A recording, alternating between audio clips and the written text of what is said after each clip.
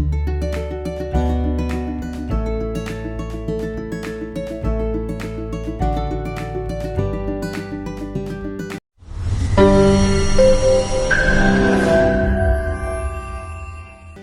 Friends, welcome to Yegammai's kitchen. இன்றைக்கி ஒரு சூப்பரான ஊறுகாய் பார்க்க போகிறோம். செட்டிநாடு ஸ்பெஷல் பல ஊறுகாய். அதுக்கு என்னென்ன தேவையான பொருள்னு சொல்கிறேன். இந்த மாதிரி சின்னதாக சுண்டைக்காய் வாங்கிட்டு நல்லா பொடி பொடியாக வாங்கிக்கோங்க. எனக்கு இந்தளவு தான் கிடச்சிது. இந்த 1-2 பெருசாக இருக்குது, பரவாயில்லன்னு நான் போட்டிருக்கேன். இந்த சைஸ் இருந்தால் தான் ரொம்ப சூப்பராக இருக்கும்.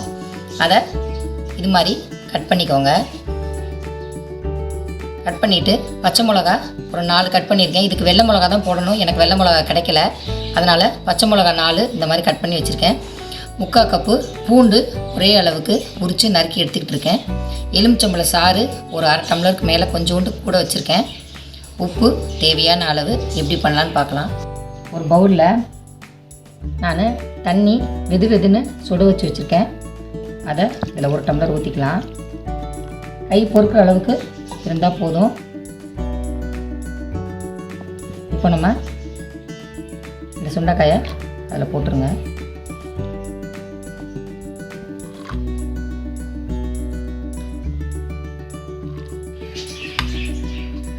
தண்ணியில் போட்டுட்டு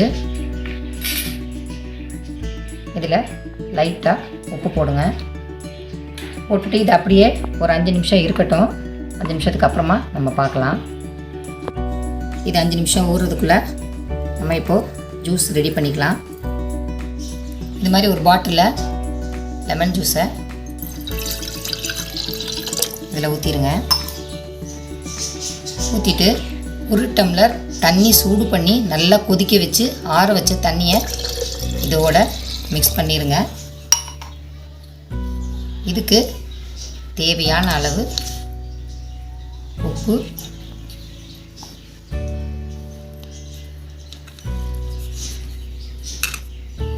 அதுக்கப்புறமா பச்சை மிளகா, அதுக்கப்புறமா பூண்டு,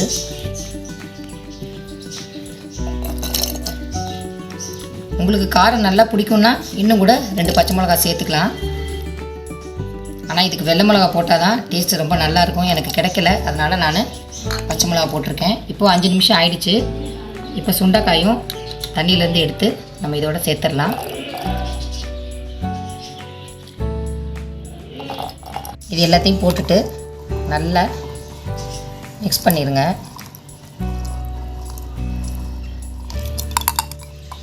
இப்போ இதை நம்ம 1 வாரத்துக்கு வெயிலில் வச்சு எடுக்கணும்.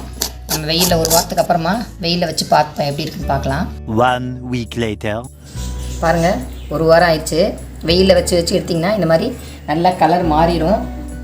இந்த மாதிரி கிண்டி விட்டு வச்சிங்கன்னா நல்லா பாருங்கள் ஊறி நல்லா கலரும் மாறிடுச்சு. இப்போ நம்ம இதை சர்வ் பண்ணிக்கலாம். தயிர் சாதம், சாம்பார் சாதம் இதுக்கெல்லாம் ரொம்ப சூப்பராக இருக்கும். வாசனையே நமக்கு சூப்பராக கமகமன்னு இருக்கும். கண்டிப்பாக எல்லோரும் வீட்டில் ட்ரை பண்ணி பாருங்கள். தேங்க்யூ.